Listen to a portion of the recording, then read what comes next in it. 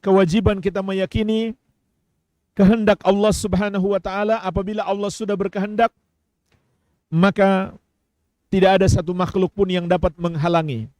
Begitu pula sebaliknya, walaupun makhluk seluruhnya berkehendak, tapi Allah tidak berkehendak, tidak mungkin terjadi. Masya Allahu kana, wa man lam yasha' lam yakun. Apa yang Allah kehendaki pasti terjadi, dan apa yang tidak Allah kehendaki tidak mungkin terjadi. Dan mengimani kehendak Allah adalah tingkatan ketiga dalam mengimani takdir Allah. Para ulama menjelaskan maratibu al-qadar, ada 4 tingkatan takdir. Maksudnya 4 bagian yang harus kita imani agar sempurna keimanan kita kepada takdir Allah. Yang pertama adalah mengimani ilmu Allah, yaitu kita imani Allah mengetahui segala sesuatunya, baik secara global maupun secara terperinci, sebelum segala sesuatunya itu terjadi. Yang kedua, mengimani pencatatan Allah. Maksudnya Allah telah mencatat takdir seluruh makhluk 50.000 tahun sebelum langit dan bumi diciptakan. Yang ketiga, mengimani kehendak Allah. Maknanya kita imani apapun yang terjadi adalah kehendak Allah. Kalau Allah menghendaki terjadi, kalau tidak maka tidak. Kemudian yang keempat, mengimani penciptaan Allah. Maksudnya, kita imani segala sesuatu diciptakan oleh Allah. Makhluk dan pergerakan makhluk adalah ciptaan Allah. Manusia dan perbuatannya, ucapannya adalah ciptaan Allah. Sebutir pasir adalah ciptaan Allah. Ketika pasir itu bergerak karena ditiup angin, itu juga ciptaan Allah Subhanahu wa ta'ala. Sebagaimana Allah tegaskan di surat As-Saffat, wallahu khalaqakum wa ma ta'malun, dan Allah yang menciptakanmu serta apa yang kamu kerjakan. Oleh karena itu jemaah sekalian, kita dalam memilih kata-kata hendaklah kata-kata yang mengandung pengagungan kepada Allah atau tidak mengandung penyamaan antara Allah dengan makhluk. Hanya Allah yang maha berkehendak, yang maha menakdirkan, maka jangan sampai ucapan kita bermakna makhluk ikut berkehendak dulu baru akan terjadi, atau makhluk ikut menakdirkan.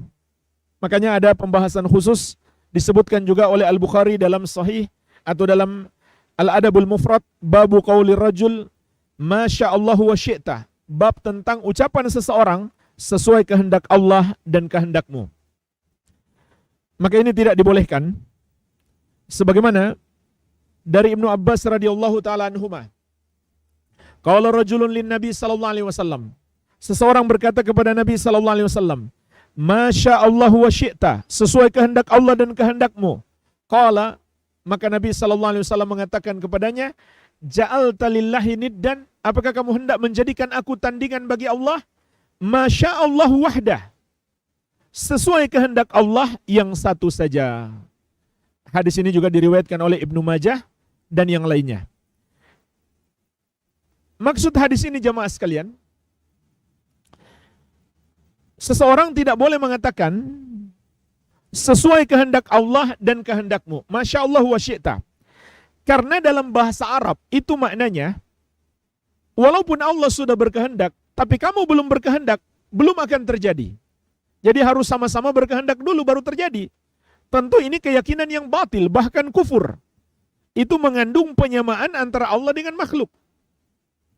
Karena faktanya, keyakinan yang harus kita imani apabila Allah sudah berkehendak, pasti terjadi walaupun seluruh makhluk tidak menghendaki.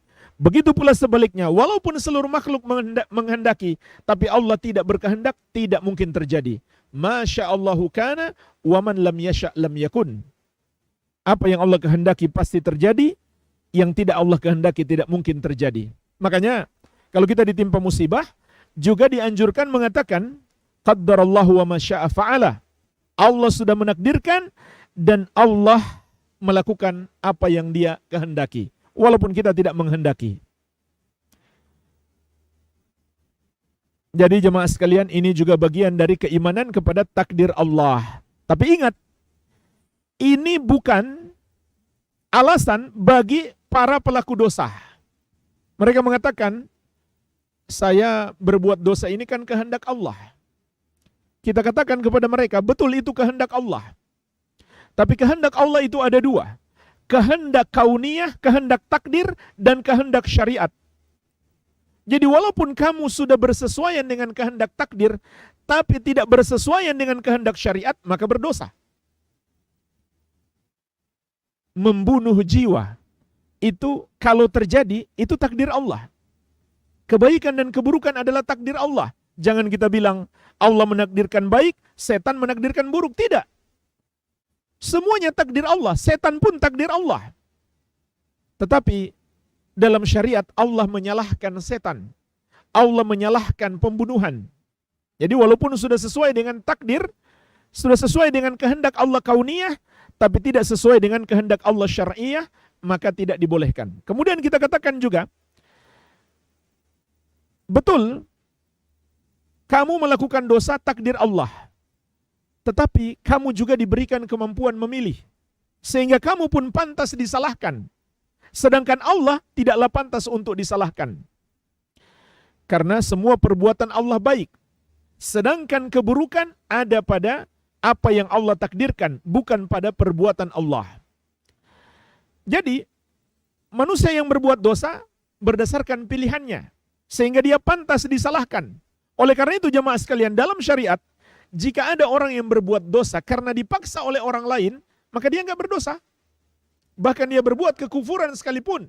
Kata Allah, illa man ukriha wa qalbuhu mutmainnun bil iman, kecuali orang yang dipaksa dan hatinya tetap tenang dalam keimanan. Jadi bagaimana mungkin orang itu beralasan dengan takdir padahal Allah tidak memaksa dia. Dia memilih sendiri. Walaupun pilihannya sama sekali tidak keluar dari takdir Allah.